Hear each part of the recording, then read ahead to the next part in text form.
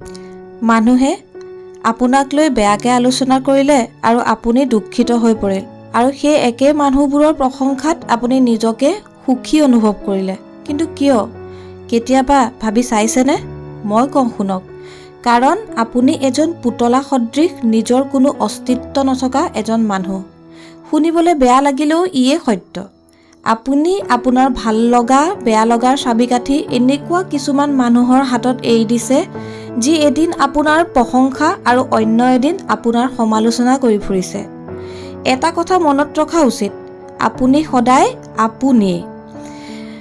জীৱনত প্ৰকৃতাৰ্থত যদি সুখী হ'ব বিচাৰে তেন্তে কেতিয়াও আনৰ কথাত কাণ নিদিব। কেতিয়াও আনৰ কথাত নিজকে সুখী আৰু দুৰ্বল নসজাব আৰু কেতিয়াও আনৰ প্ৰশংসাত নিজকে সফল হ'লো বুলিও ধৰি নল'ব। মানুহে ৰাবাব টেঙা মানে বৰ টেঙা যিমানেই মিঠা নহওক কিয় খাইতো সদায় জলকীয়া নিমখ লগায়, আৰু কমলা টেঙা টেঙা হ'লেও তাক কেতিয়াও জলকীয়া বা নিমখ সানি খোৱা মানুহ নেদেখিব, বা দেখিবলৈ পোৱা নাযাব বুলি ক'লেও ভুল চাগে কোৱা নহ'ব। আপুনি এনেকুৱা বহুত মানুহকে লগ পাব যি আপোনাক ক'ব যে তেওঁ মনে প্ৰাণে বিচাৰে আপুনি এজন সফল ব্যক্তিৰূপে নিজকে প্ৰতিষ্ঠা কৰাটো। কিন্তু সেই মানুহবোৰৰ ভিতৰতে কিছুমান এনেকুৱা মানুহো সোমাই থাকিব যি অন্তৰৰ পৰা কেতিয়াও এইটো কামনাই কৰা নাছিল যে আপুনি এজন সফল বা তেওঁলোকৰ সমান ৰেংকত আহক আৰু আপুনি নিজকে সফল ৰূপে প্ৰতিপন্ন কৰক।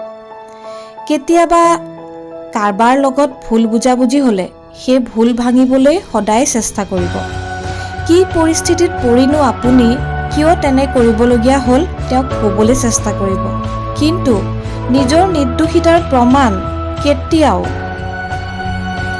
আপোনাক ভুল বুজা সেই মানুহবোৰৰ ওপৰত দাঙি ধৰিবলৈ কোনো দিনাই চেষ্টা নকৰিব। কিয়নো তেনে মানুহক আপুনি যিমানেই প্ৰমাণ দিয়ক তেওঁ কিন্তু সিমানেইহে বুজিব যিমানকণ বুজাৰ তেওঁৰ ক্ষমতা থাকিব। আপুনি আপোনাৰ জীৱন যাত্ৰাত অন্তৰত বেয়া ভাৱ ৰাখি মুখেৰে মৌ বৰষুৱা বহুত মানুহকে লগ পাব। সেয়েহে নিজকে এনেদৰে গঢ়ি তোলাৰ চেষ্টা কৰক যাতে হাঁহিৰে এই সকলোবোৰকে নেওচি আপুনি আপোনাৰ লক্ষ্যৰ দিশে আগবাঢ়ি যাব পাৰে। আপুনি আপোনাৰ এই একমাত্ৰ জীৱনটোত সফল হৈয়ে দেখুৱাব লাগিব সেইসকল মানুহক যি আপোনাৰ উন্নতি কেতিয়াও অন্তৰেৰে কামনাই কৰা নাছিল।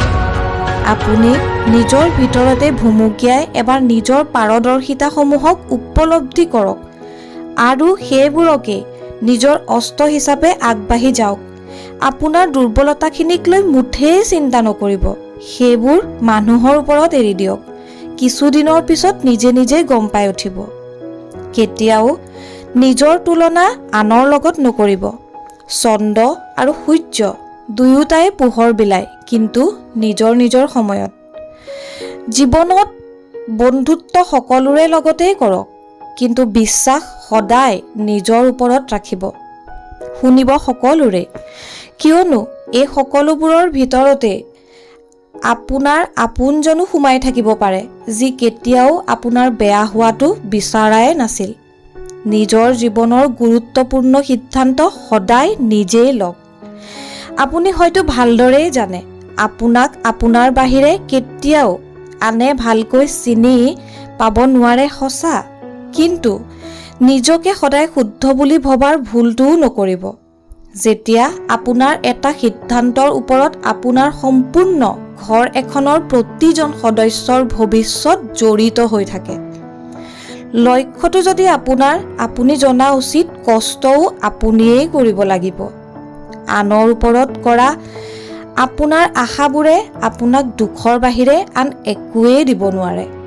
মানুহে সদায় উদয় হোৱা মানে ৰাতিপুৱাৰ সূৰ্যকেই প্ৰণাম কৰে। ঠিক সেইদৰে আপোনাৰ কষ্ট আৰু সংঘৰ্ষসমূহকো মানুহে সদায়ে আওকাণেই কৰিব বিচাৰে।